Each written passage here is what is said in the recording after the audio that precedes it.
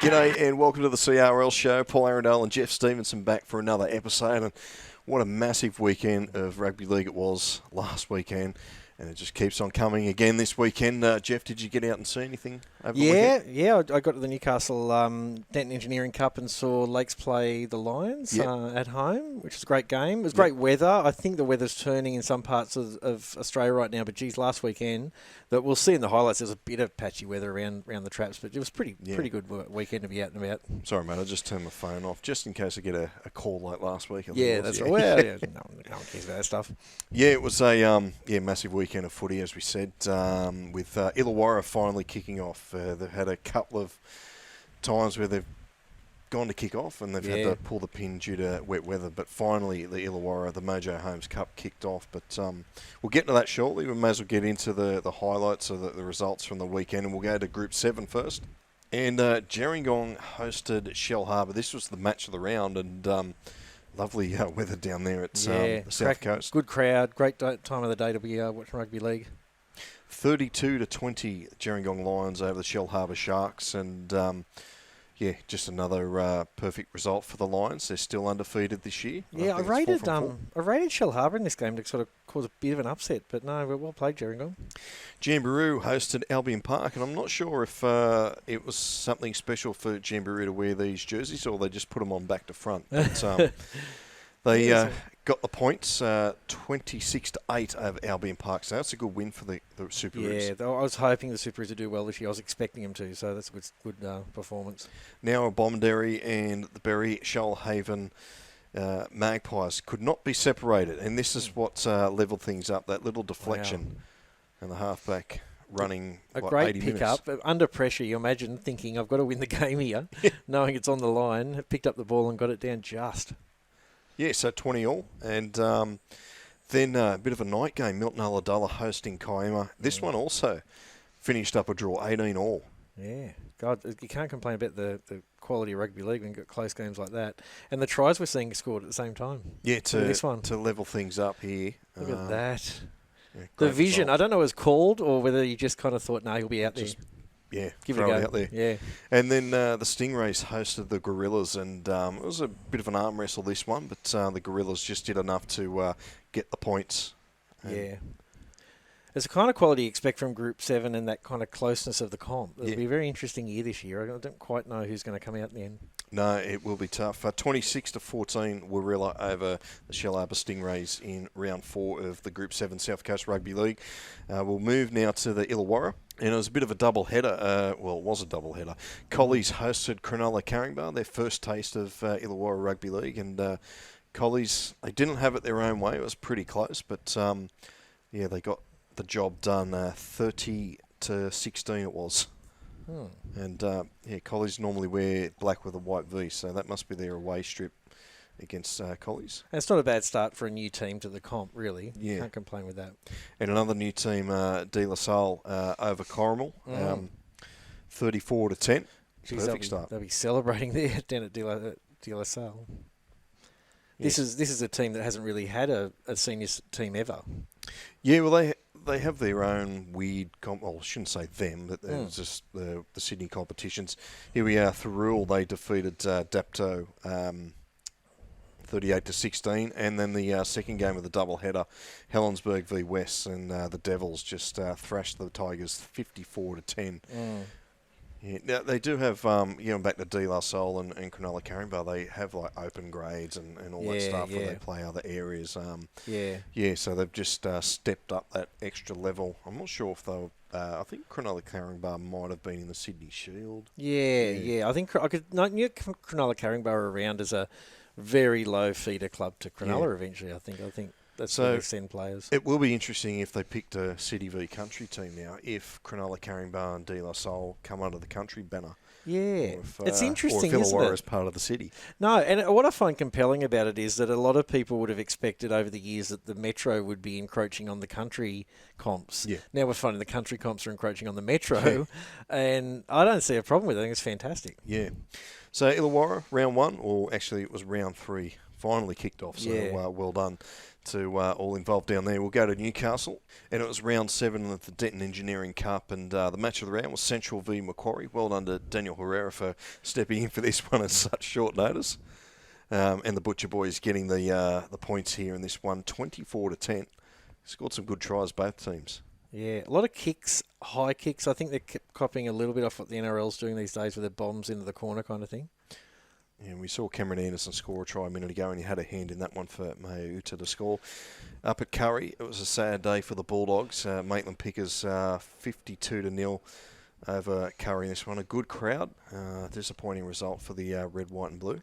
Yeah, and it's getting that time of year, especially in the Newcastle comp, start pretty early. You want to start getting some wins up. Yeah, and the entrance Tigers, they bounced back with a win over the Wests, 24-4. A good result for the Tigers. Yeah, and like we've been saying the past few weeks, the Central Coast teams are really kind of showing their strengths this season.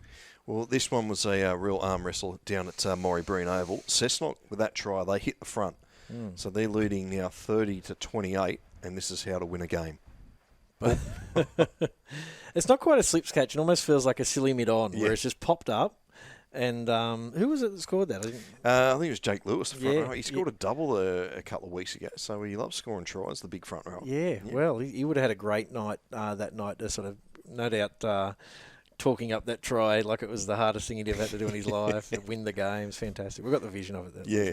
And the other game, Lakes United, they went down to South 26-20. So that was round 7 of the Denton Engineering Cup. Now we'll move on. Where are we going now? We're going down to Canberra. Yeah, nice. Nice. And there was Battle of Queanbeyan. The blue half of Queanbeyan absolutely dominated this one, unfortunately, as a Kangaroos fan. 64-10, the Queanbeyan Blues, and they bounced back to form in a big way. As an Italian rugby league fan, Terry Campesi's looking pretty sharp. I'd say that's surely what he's aiming for as a World Cup berth. I mean, he's old, but... Yep. You know. You'd pick him. No, he's playing some great footy, Terry Campesi's. Well done. Gungahlin travelled to Belconnen United, and another close game. Just a 2 points separating. The score kept going backwards and forwards, but this is the one that put Belconnen United back in front. So Gungahlin's away. There's a bit of a Hail Mary pass. Comes back in. Lovely bounce. Thank you very much. Off we go. Oh, God. This one won't be talked about in the Workers' the League Club afterwards. Yeah, so Belconnen United winning that one 30-28. And West Belconnen, they travelled to Woden Valley, winning this one 36-20. The Warriors scored some good tries and some interesting tries. Shall we say? Here's another one. Oh, jeez. That's just remarkable stuff, isn't it? Yeah, great stuff from the Warriors, and well done. And then the final game, Tuggeranong over Yass here, 30-10. Good little try here from the halfback to seal the victory. So that was round 5 of the Canberra Rugby League. Yeah, nice little kick. If they're not hitting the posts, they're kicking near them as well, which is seems to be another thing that you can see across the games. Now we're at the Gold Coast, and the match of the round was Mudgee Bar Redbacks hosting the Runaway Bay Seagulls, and the Redbacks. In a bit of a purple patch at the moment, getting the win here. 26-4, I think the final score was. 28-4, I should say. Good try there. Yeah. And over at Pizzy Park, Burleigh absolutely dominated the first half against Ormo, running at winners 46-18. They just look really sharp, the Bears. Almost sort of surprised at the start of the season coming back and playing so well, but maybe the kind of, as the season progresses, it's starting to wear on them that they're a new club. They're still trying to find their feet kind of thing. How about that for a try, that little pass? Bit of tunnel ball. The Tigers were too good for the Eagles in this one, 34-0, Southport over Currumbin. Currumbin still down at the bottom of the table. Jeez. And then this game was a late change. It was supposed to be played at Helensvale, but it got moved to Tugun. Bartiva just found out in the nick of time, and Tugun were too good. Oh, another post? Yeah. Just remarkable. It's just a coincidence, I guess, but it gets the job done. Seems to happen. 47-8. Tugun over Helensvale. It seems to happen a lot when something weird, funny happens, like a ball hits the post or there's a falcon or something. Or a pass hits the ground. Yeah, there's 3 or 4 that happen. So, it's pretty remarkable. Good to see that someone at Tugun saw to kick a field goal. Yeah. It must have been, is it maybe field goal practice or, I don't know, maybe it was 6-0 at the time or something. But no, I like that. I like a field goal in a drubbing. It's something nice about that. Yeah, it's one way to get on the score sheet, isn't it? Yeah. In CRL, it was round 3 in this one, and the match of the round called by Dwayne Neville was Evans Head Bombers against the Byron Bay Red Devils. I'm a bit of a Bombers fan. That was a great finish. I actually like the Byron Bay jersey this year. Yeah. It looks like an old throwback to the old North Sydney Bears. I was going to say it looks very North City, and I think the Snowy River Bears were looking at that kind of jersey for a while there. Well, there's the mention. I got to bring him up. Come on. So that was 26-24 Evans Head over Byron Bay, and then Morris Brothers were too good for Kai Ogle, running out, so winners 70-4. Wow. This game was played at Oaks Oval. They are doing the ground up over the back. I think I mentioned that, Crozier Park. But you can just see a bit of the devastation in the background. Obviously, there's the construction work, just how bad. I'd say it would have been up to the crossbar, the flood, when you look at some of the vision. I think it would have been over it. Yeah, I was trying to work out on the post. Post would have been a good measure, but we weren't able to see it. Murwillumbah hosted Lower Clarence, and again, it was another one-sided affair. 62-0, the Mustangs over the Magpies. Murwillumbah were one of the top teams last year, and looks like they're going to be up there again this year. Yeah. So that was round 3 of the NRRL, and Sunshine Coast results. I'll go through them. Haven't got any footage with them, so apologies to the Sunny Coast fans. Maroochydore got over Gympie 34-12. Biwa 18-10 over Kawana. Noosa 24-22 in a close one against Caloundra, and Caboolture 22-18 over Nambour. That was round 4 Sunshine Coast. Yeah, okay. The Rob Bruff coached Kawana went down this week. Yeah. So I may obsess over him for the next year. It'd be lovely to get an interview on the CRL show. Maybe we'll try and do something Bruff. like that. Yeah, awesome. Yeah. Brush with Bruff, maybe. Yeah. Bruff some Bruff time. Yeah. All right, let's go around the groups. Yeah, now there's not a lot stack from me, but something quite interesting. We were just talking about the NRRL news coming out this week. It was late last week, I think it came out. It's quite late considering the comp started. Yep. That they're going to split the comp in how finals are played, the structure. They're not saying it, but I think there's a lot to do with the floods. I get this feeling. I don't know whether the floods have kind of brought this out, a plan that they already had in place or had in mind. What they're going to do is they're going to play each team once. Each team is going to play each other once, and then they're going to split the comp, top 6, bottom 6. Right, okay. The top 6 play each other then for the comp, for the premiership. The bottom 6 play for what is called, they're going to call a trophy, the NRRL trophy. Right, okay.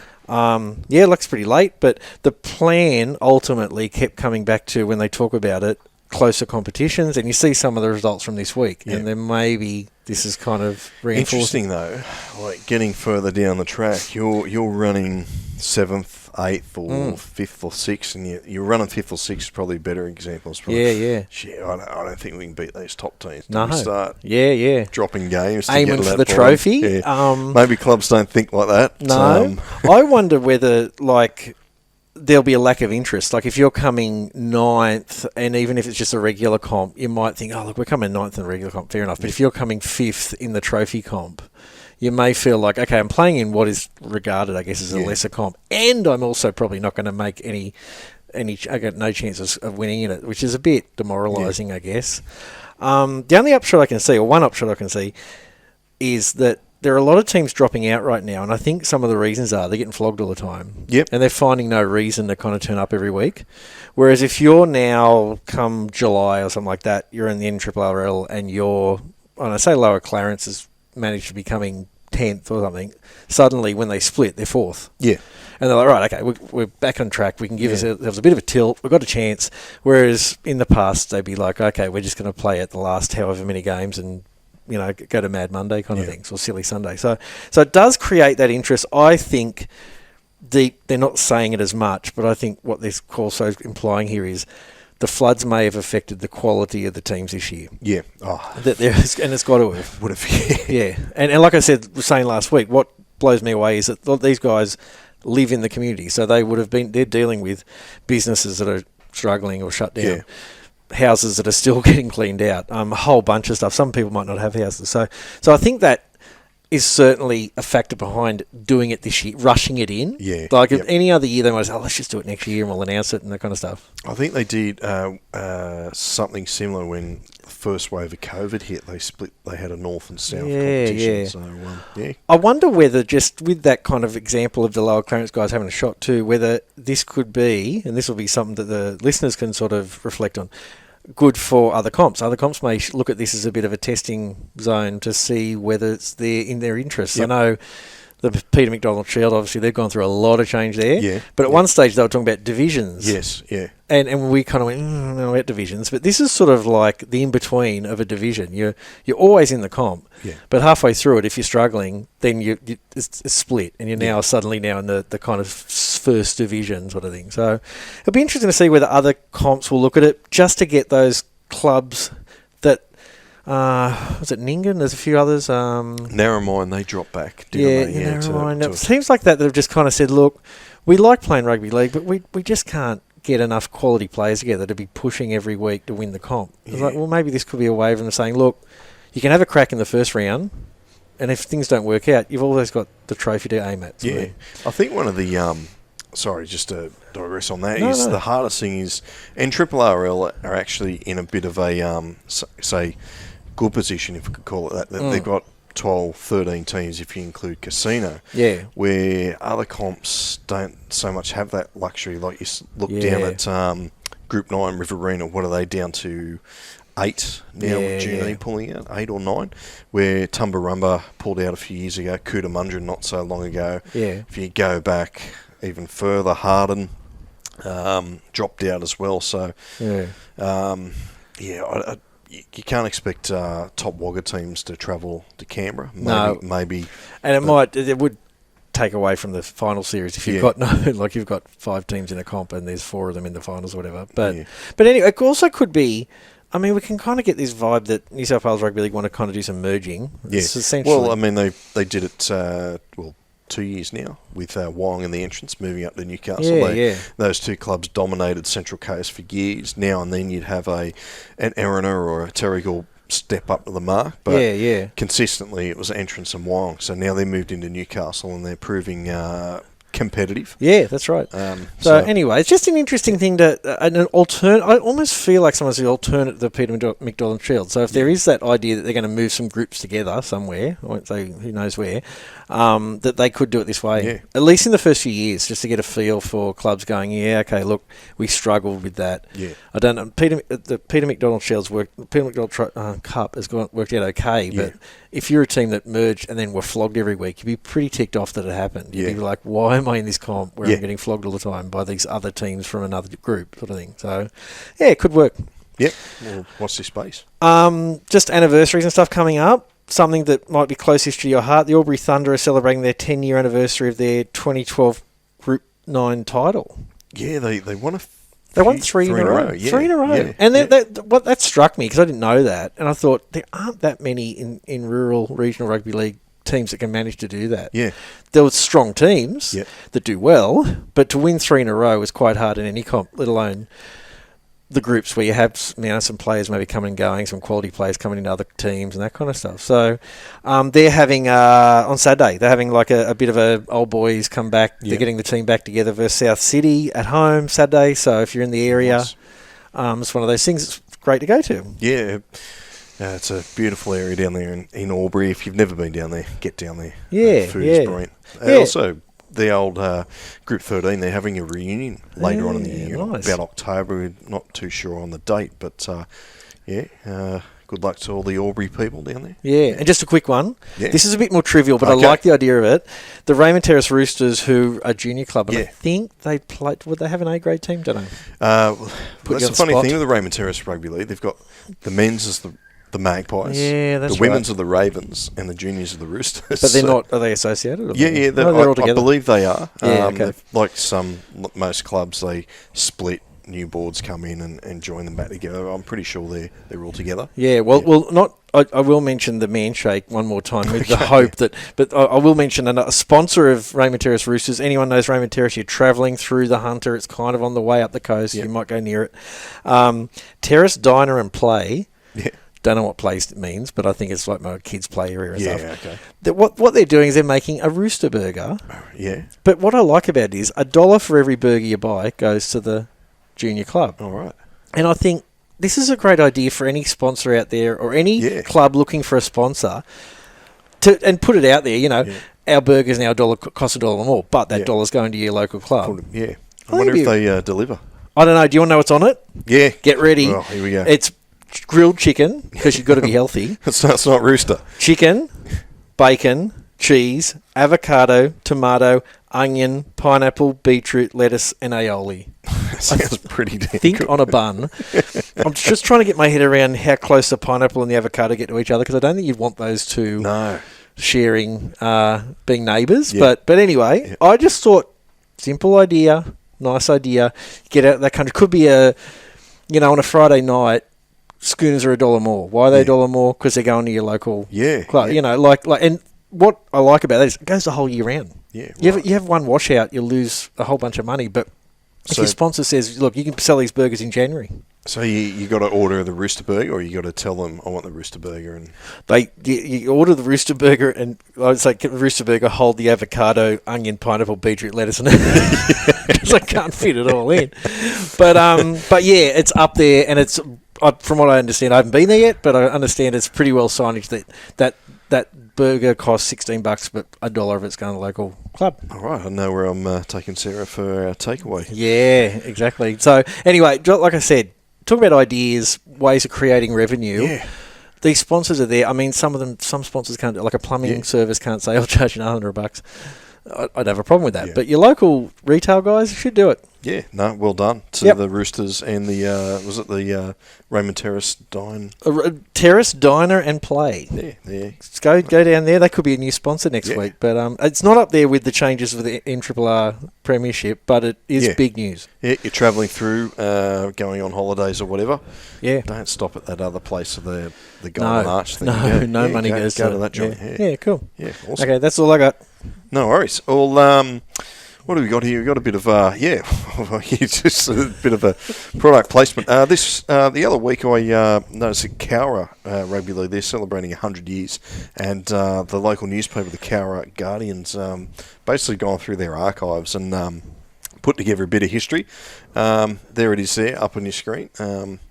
I got my copy delivered, I think it was last Friday. So thanks to the Cowra Magpies for and the Guardian as well for putting this together. There's a lot of heaps of info in there, the history of the club, a lot of ads too, but I guess that's how the Cowra Guardian's surviving. So well done to all involved, and thanks for the copy. Yeah, it's a great read, and what I like about it is that there is a Cowra Guardian still in existence that can have the money to do this. Yeah.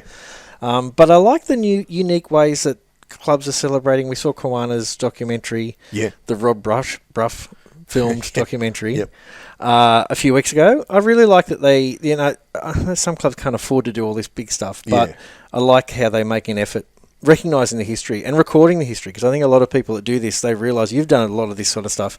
Yeah. That history dies with the people who are carrying it around, So if you store it in their shed and that's right. There are photos in here that you think, oh my god, like there's a photo of a guy that's got from the 60s. It's holding a little baby that would be like 60 now. It's remarkable photos that probably, like you say, would have sat in a drawer, and then God knows what would happen to them in the future. So it's fantastic. Yeah, so if anyone out there, they're interested in a copy of this, it's quite simple. Just go to the Cowra Facebook page, send them a message that you're interested in a copy first of all, and you just there's an address there that you just send a self-addressed envelope to, and make sure it's big enough that it can fit. Like A4. A4 or whatever it is. A4. It's not A5, but so make sure you send that, and they'll send you a copy free of charge. Pretty much all you're paying for is the postage. And we do love our kind of little logos. What do you call them? Yeah. There's all the Cowra ones down there. It's fantastic. Yeah. The Magpie one looks really good. Yeah, no, it's fantastic. But yeah, no, it's a great idea. Like I said, there should be. It's great to hear about these things happening thereabouts, because I know just look, having an Old Boys Day celebration, sportsman's dinner, they're fantastic as well. I'm just saying it's great to see some different ways of approaching these kind of anniversaries. Yeah. All right. Now, we were talking about before some weird stuff happens in footy, and well, this thing caught our eye on the weekend. We'll get this up. So this is the first grade game, West Belconnen v Woden Valley. They're going to kick penalty. for touch. Yeah. Yeah.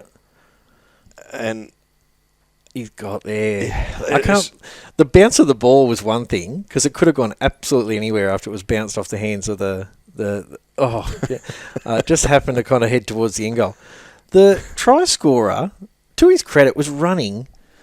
Yeah, the whole way. Pretty hard at that ball. And well, we got the other one up for you now.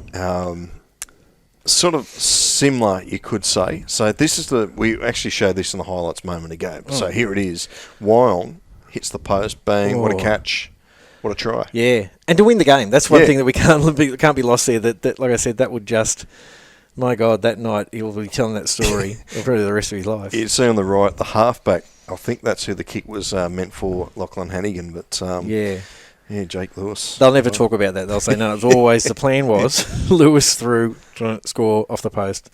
So they were just a couple of weird tries that I picked up over the weekend. So, good lessons though for any of the youngsters out there watching. As I'm sure we get a lot of youngsters watching, about not giving up. Like that. Like I said, that winger just absolutely pelted at that ball being kicked for touch. Now, if it just found touch, he would have got there and gone, and that would be like every other kick for touch pretty much for the game. But he didn't give up, and same with that try as well. Yeah. Just run in there. You never know what's going to happen. You never know where the ball will end up. Yep, so that was just something a little extra here on the CRL show. So now we'll go to the Quizmasters trivia. And I think we're going to have to give up on this question we've had the last couple of weeks. We had the picture up. There it is again.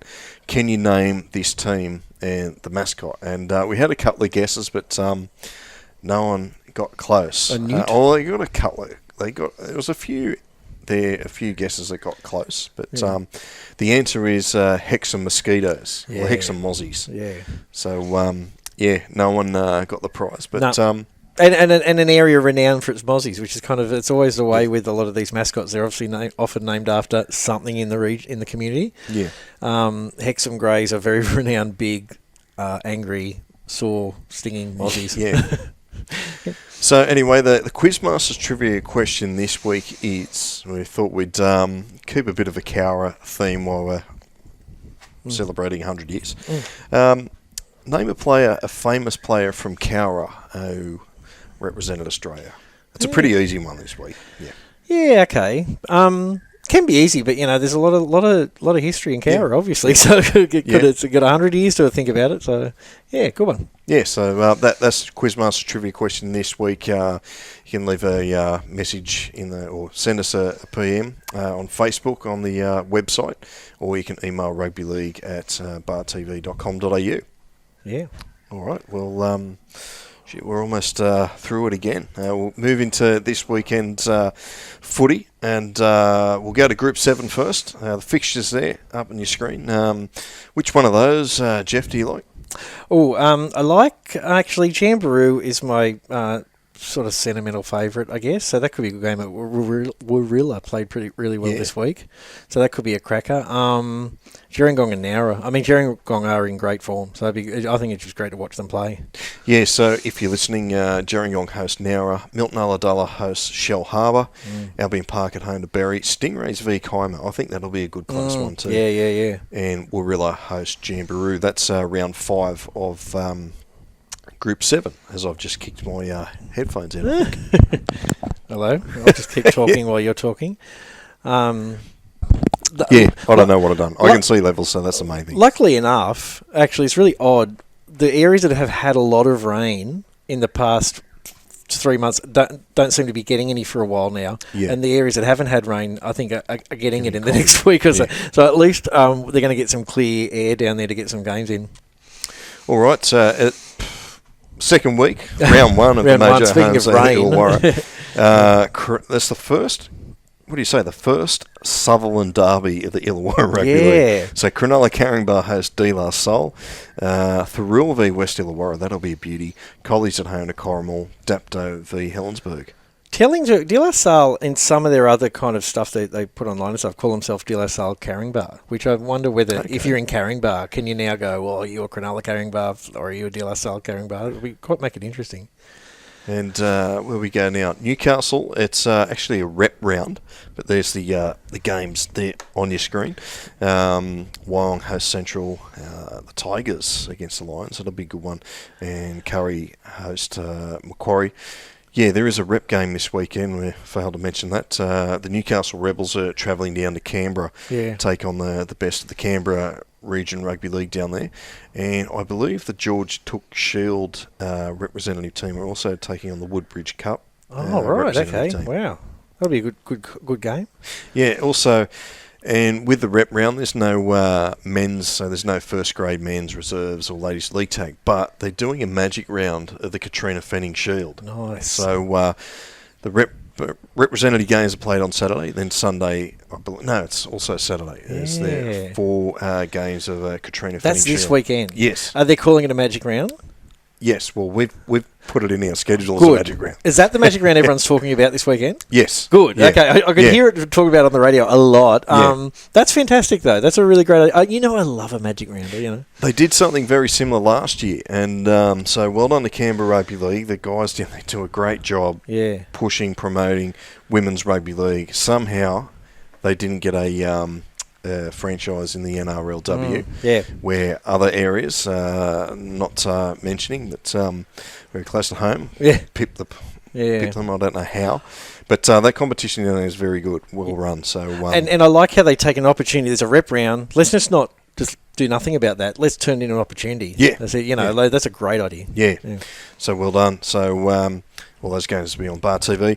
Round 5, Rugby League Gold Coast, Runaway Baby Chicken. That'll be a pretty good game, but the match of the round is Mudgee Bar v Helensvale, Ormo, Southport, Currumbin, Burleigh. Currumbin, Burleigh, I think, might be an interesting one, just to see how Burleigh are looking pretty polished at the moment, but they do have the tendency to kind of have an ordinary game every now and then. Yeah, 1v8. Yeah, I know. but I don't know. I just, what happened last year, Helensvale went out and beat Burleigh, so. And Triple RL, hopefully there was a couple of postponed washout games last weekend, but what do you call this? Evans Head v Lower Clarence, the battle of the southern teams. Yeah. The two most southern teams. The one that RL. may be more likely to be on with weather, because I know the rain is coming in through Queensland, so hopefully that one gets going.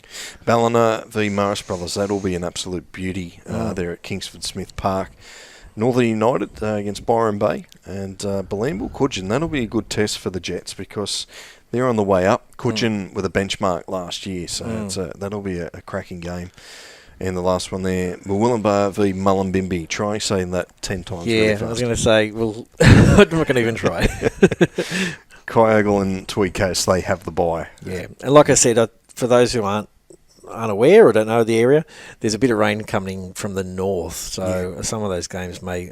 Sunshine Coast may be one group as infected as well. Well, we got told of the Sunshine Coast, they play rain, hail and shine. Good. Love it. And I think it might have been the first week that we covered Sunshine Coast that it was just absolutely bucketing down. So they don't mind playing in the wet. It's like greenkeepers, just avert your eyes, watch something else, look away. It's humid weather. The grass grows so quick. Who knows? Yeah. So round 5 of the Sunshine Coast, Kawana's at home to Caboolture, Maroochydore and Caloundra, Nambour Noosa. That should be a interesting one.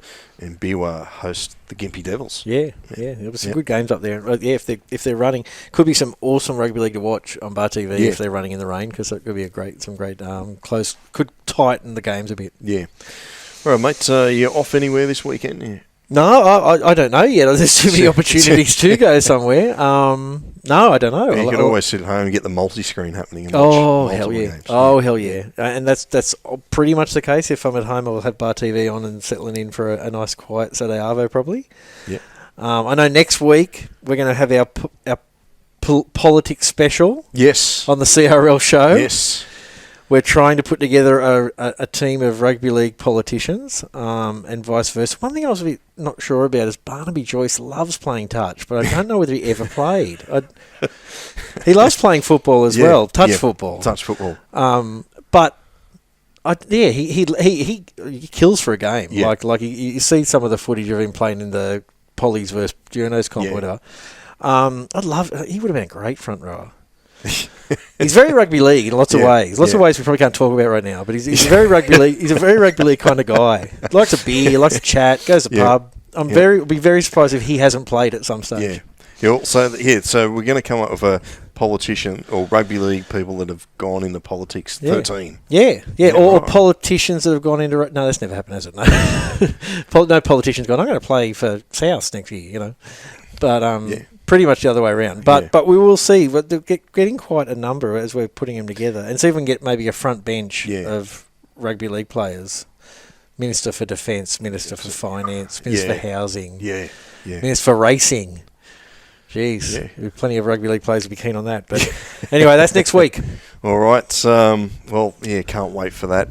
That'll be next week. But now it's time for us to say goodbye, Geoff. Thanks for coming along again with all the knowledge you have. Oh, cheers. Thank you. Thank you for all the expertise and knowledge you've got, Paul. Yeah, somehow we get it. We muddle through. Yeah.